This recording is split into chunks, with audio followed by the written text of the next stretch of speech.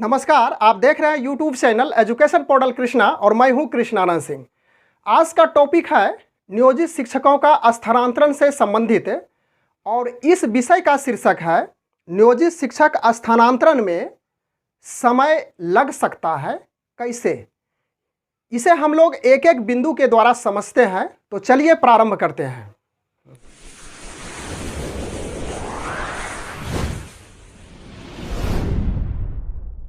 पिछले दिन 7/6/2021 को स्थानांतरण से संबंधित बिहार सरकार शिक्षा विभाग पटना की ओर से एक अधिसूचना जारी की गई थी और उस दिन से आज देखा जाए तो लगभग 1 महीना का टाइम तो बीत ही चुका है।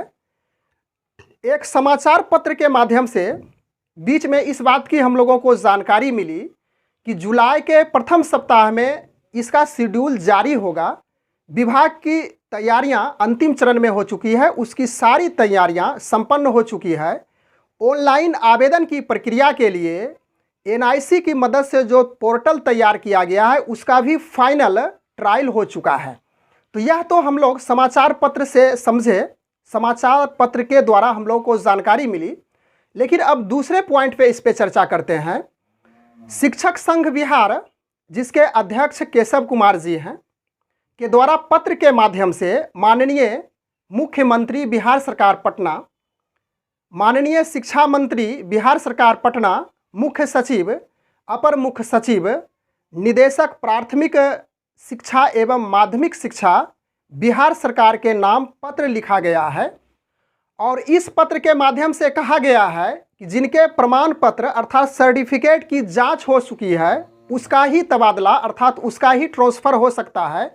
यह तो ठीक है, परंतु किसी भी नियोजित शिक्षक की इसकी जानकारी अभी तक नहीं है कि किसका जांच हो चुका है, किसका नहीं हो चुका है। और इसमें स्पष्ट कहा गया है कि अतः श्रीमान से अनुरोध है कि प्रमाण पत्र जमा करा चुके जितने भी शिक्षक हैं उसका स्थानांतरण की सुविधा प्रदान की जाए। और इसी पत्र में इसका दूसरा भाग है जो काफ़ी महत्वपूर्ण है। 2003 और 2005 में नियोजित शिक्षा मित्र अर्थात जिसका नियोजन शिक्षा मित्र के रूप में हुआ था शिक्षक में, जिनका समायोजन 1 जुलाई 2006 को पंचायत शिक्षक या प्रखंड शिक्षक के रूप में किया गया। और बहाली के समय दिव्यांग के लिए कोई आरक्षित पद उस समय कन्फर्म नहीं था, क्लियर नहीं किया गया था। तो उस समय दिव्यांग भी जनरल कैटेगरी में बहाल हो गए थे, अर्थात जो दिव्यांग शिक्षक थे उसके लिए वैसा कोई क्लियरेंस नहीं था, अतः वह शिक्षक सामान्य श्रेणी में बहाल हो गए। इसके साथ साथ बहुत शिक्षक बहाली के समय दिव्यांग नहीं था, परंतु किसी दुर्घटनावश, किसी एक्सीडेंटल प्रॉब्लम के वजह से वह दिव्यांग हो चुके हैं।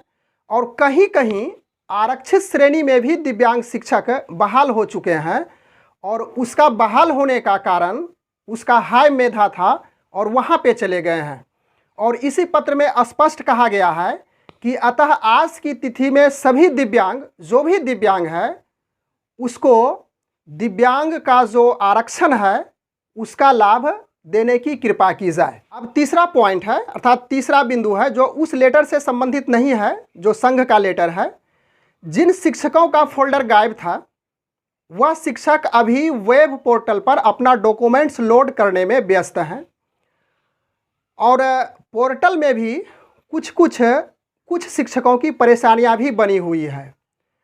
कहीं कहीं उन शिक्षकों का जो नाम है उसके जो स्पेलिंग है उसमें अशुद्धियां होती है, इसलिए उसे परेशानियां बढ़ रही है। इसके साथ साथ अगला पॉइंट्स है कि अभी फ़िलहाल शिक्षक अपने डॉक्यूमेंट्स अर्थात अपने सर्टिफिकेट की जांच में उलझे हुए हैं। जब तक उन शिक्षकों का सर्टिफिकेट जमा या तो उस वेब पोर्टल पर जमा नहीं हो जाता है, लोड नहीं हो जाता है, तब तक उन शिक्षकों को चैन नहीं आएगा, वह अस्थाई नहीं होगा। जब तक वह शिक्षक अस्थाई नहीं होता, स्थानांतरण के बारे में वह शिक्षक सोच भी नहीं सकता है। और इसका परिणाम यह निकलता है कि जो म्यूचुअल की जो प्रक्रियाएं हैं, जो एक पारस्परिक स्थानांतरण की प्रक्रियाएं हैं, उन शिक्षकों से नहीं किया जा सकता है क्योंकि वह अस्थाई हुआ ही नहीं अभी है। और वहीं पे यदि जो शिक्षक कहीं पे म्यूचुअल करवाना चाहते हों तो उसके मन के मुताबिक उसके अनुसार से जब वह स्थान और वह जगह नहीं मिलेगा तो निश्चित रूप से वह स्थानांतरण की बात भी नहीं सोचेगा। और अगली पॉइंट है कि स्थानांतरण का जो शेड्यूल बनाया गया है और जिस प्रकार से इसमें रूल्स रेगुलेशन बनाए गए हैं, उस रूल्स और रेगुलेशन में बहुत सारे शिक्षक फुलफिल नहीं हो पाएंगे और उन्हें होने के लिए काफ़ी समय का इंतज़ार करना पड़ेगा। तो संक्षेप में यदि कंक्लूजन किया जाए तो कह सकते हैं कि यदि स्थानांतरण से संबंधित गहराई से सोचा जाए, इस पे काफ़ी दिमाग लगाकर सोचा जाए तो अभी इसमें निश्चित रूप से समय लग सकता है। Thanks for watching, good bye.